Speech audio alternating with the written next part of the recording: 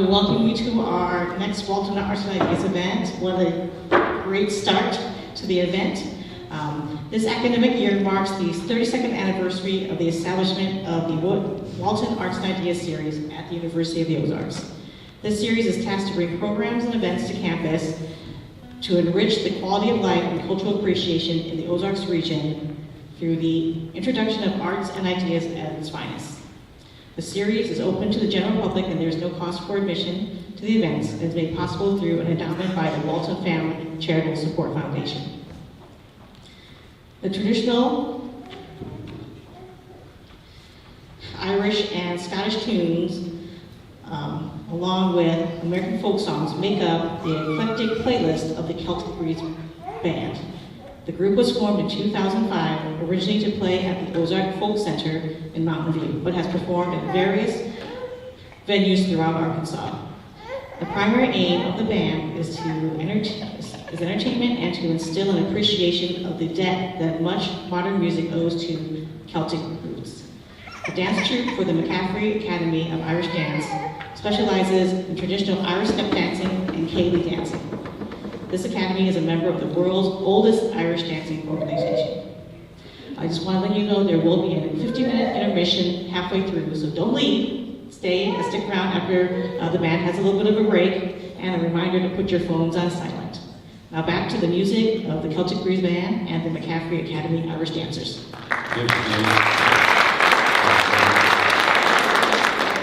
All right, can you hear me all right on this?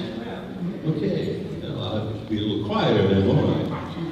Our first number, we're going to do a song called Prayer for St. Bridget. It's a rather interesting piece of music. St. Bridget is the female patron saint of Ireland. She and St. Patrick were contemporaries, and they lived and worked around 450, 475 AD, and they were involved in Christianizing what was then pagan Ireland. As a matter of fact, he started the first monastery, and she started the first abbey near where Kildare is right now. And this particular song dates to around that time. It's around 1,500 years old. And they still sing it these days, or currently in modern days. They sing it in the abbeys and the monasteries of Ireland on St. Bridget's Day, which is February the 1st. I will be singing this in Celtic. And so let's start first with the English translations so you know what it is I'm saying. I give praise to Bridget, beloved of Ireland, beloved of all the land. All give praise to her. The bright light of Leinster shining through the land. Pride of Irish women, gentle is St. Bridget. The dark winter comes, cutting with its harshness, but on St. Bridget's Day, the Irish spring is near. Going Malta Bridget, on one ear on one look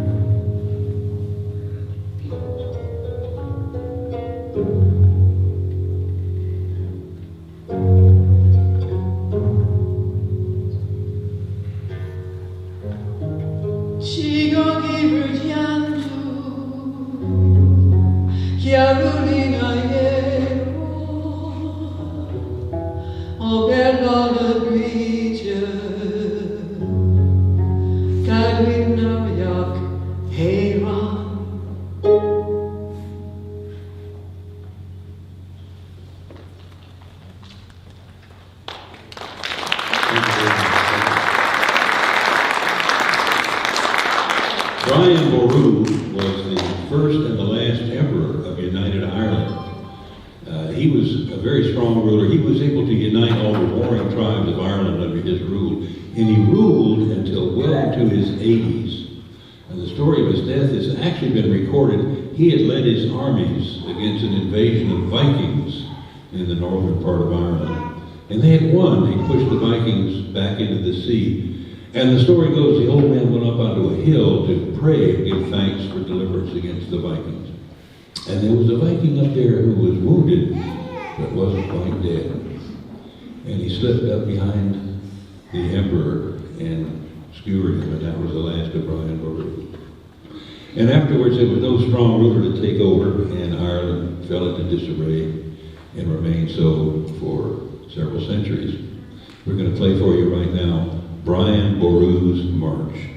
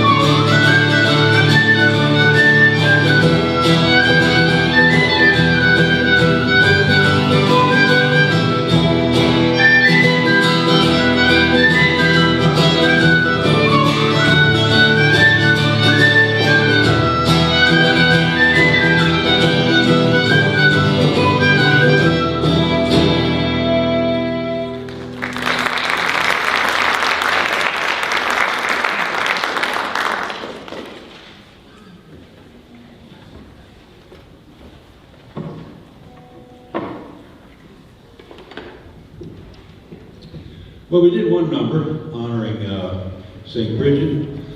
I'd like to do one right now honoring St. Patrick. St. Patrick, as you know, lived and worked around 450-475 AD. And after his passing, they made a poem about him called Be Thou My Vision. And they recorded that, or they didn't record it, they recited it quite often. There was a song to words called Slain back at that time, and they found that the poem, Be Thou My Vision, worked very well with the song Slain, so they started singing Be Thou My Vision to the word Slain, or to the music Slain. They did this for many years in the Irish Gaelic, and it wasn't until 1905 that an Englishwoman, her name is Byrne, Patricia Byrne, actually translated it into English, and it became very popular in England and over here. And I think some of you may have found Be Thou My Vision in your modern hymnody.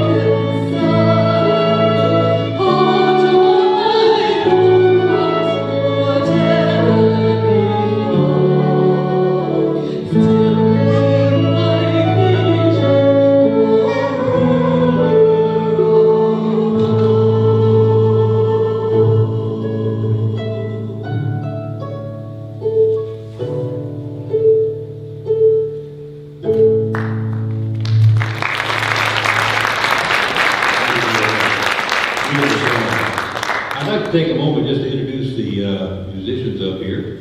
At the far end, on the Celtic harp, is David Childs.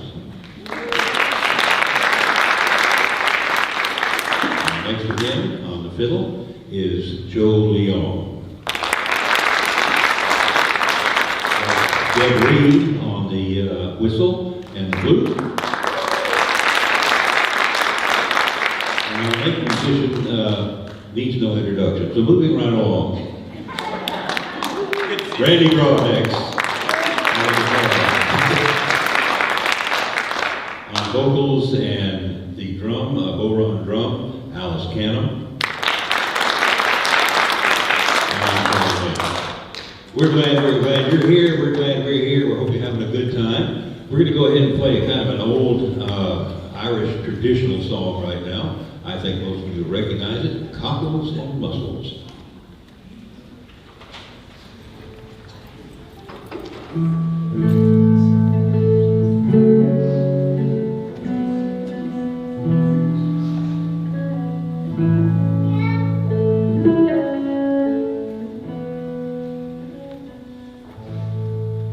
In Joblin's festive eve, where the girls are so pretty, I stood for joy or something, falling alone, as she wheeled her wheelbarrow through streets broad and narrow, cried cockles and mussels, alive, alive, oh, alive, alive, oh, alive, alive, oh, cried cockles and mussels, alive, alive, oh. She was a fishmonger, and sure 'twas no wonder, for so were her father and mother before, and they each wheeled their barrow through streets broad and narrow, crying cockles and mussels, alive, alive, oh, alive, alive, oh, alive, alive, oh, crying cockles and mussels, alive, alive, oh.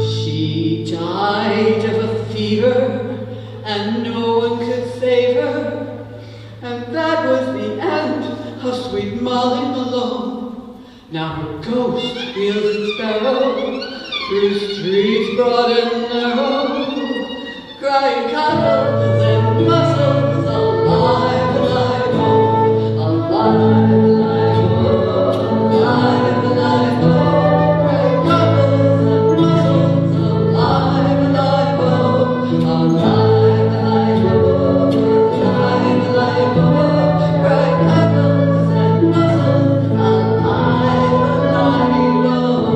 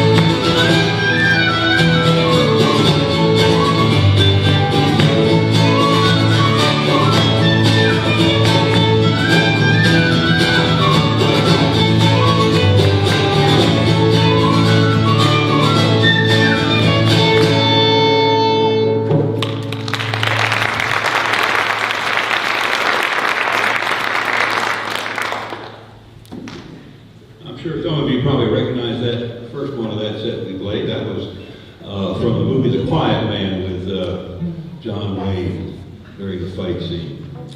We're going to play one for you right now that I think needs no introduction.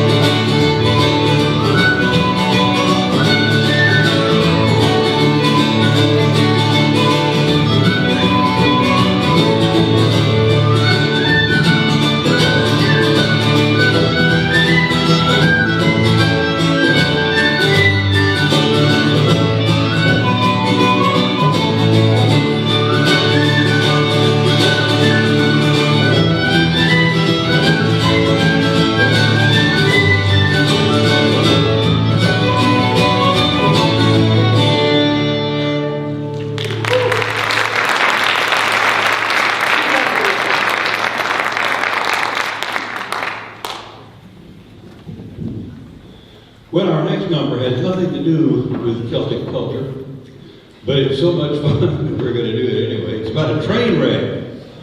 The wreck of the old 97, the Danville Railroad. It was around 1902, 1903. We hope you enjoy it. You have your, she's got her engineer hat on. Here we go. Wreck of the old 97.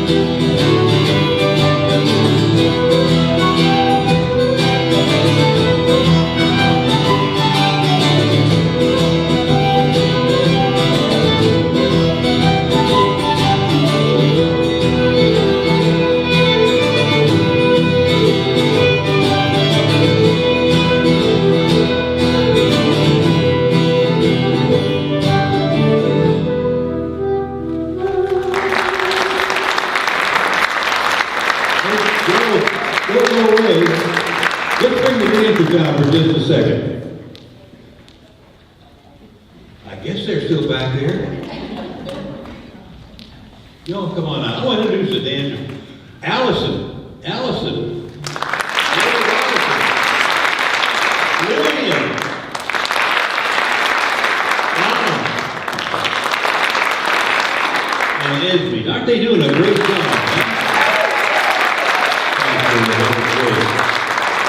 We're going to see more of them in the second half. Thank you very much.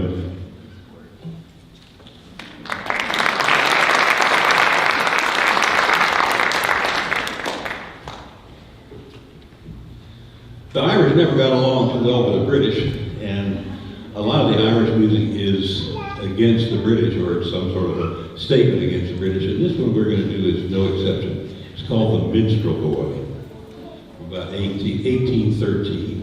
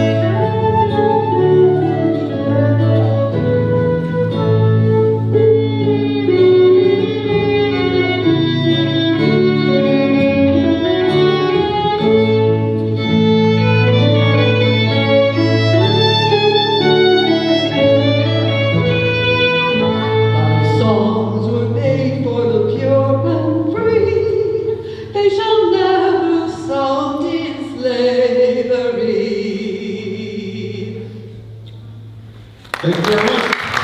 We're going to take a short break now, about 15 minutes.